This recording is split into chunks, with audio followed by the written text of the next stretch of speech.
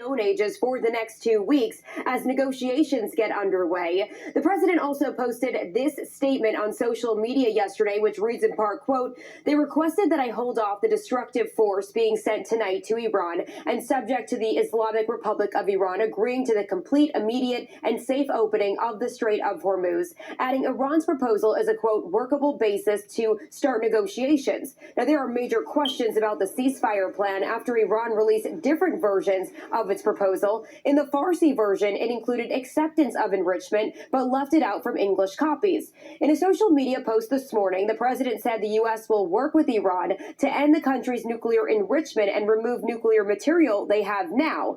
This has historically been a non-starter for talks between the U.S. and Iran's government has not confirmed the president's claims. Now, when it comes to the strait, it is unclear who's in charge of the vital waterway. Iran's foreign minister said passage through the strait would be allowed under Iranian military management. This morning, the Pentagon declared the operation a capital victory, generally characterizing the military operation as over. Now, Defense Secretary Pete Hegseth said that the U.S. has destroyed Iran's missile and drone capabilities as well as their supply lines, even though overnight we saw continued missile strikes from Iran on Israel and other Gulf countries. In Washington, I'm Rachel Hersheimer. House Minority Leader Hakeem Jeffries says Democrats will force a vote on a war powers resolution next week, although many similar bills have failed. On the Republican side, South Carolina Senator Lindsey Graham, one of the biggest supporters of the war in Iran, says he wants Congress to weigh in on any deal the president makes. He's demanding free navigation of the Strait of Hormuz and for the U.S. to remove all of Iran's highly enriched uranium. An American journalist has been freed after she was kidnapped in Iraq. Shelley Kittleson was taken last Tuesday in Baghdad. One source says U.S. government officials knew a pro-Iran group was plotting to kidnap her and warned her. Prior to her release, that group said it would let her go as long as she agreed to leave Iraq immediately. The man suspected of being the Gilgo Beach serial killer has admitted to his crimes. Rex Howerman says he strangled 8 women and discarded their remains on Long Island, New York, over 3 decades.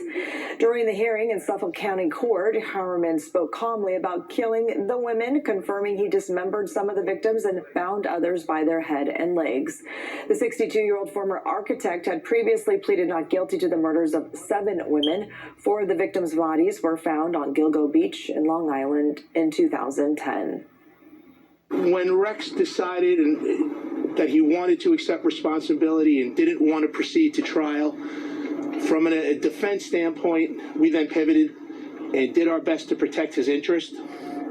That included the fact that he's going to cooperate with the Federal Bureau of Investigations, the Behavioral Analysis Unit. Prosecutors asked the judge for a sentence of life in prison without the possibility of parole. Howerman is scheduled to be sentenced on June 17th. To Brazil now, where a massive fire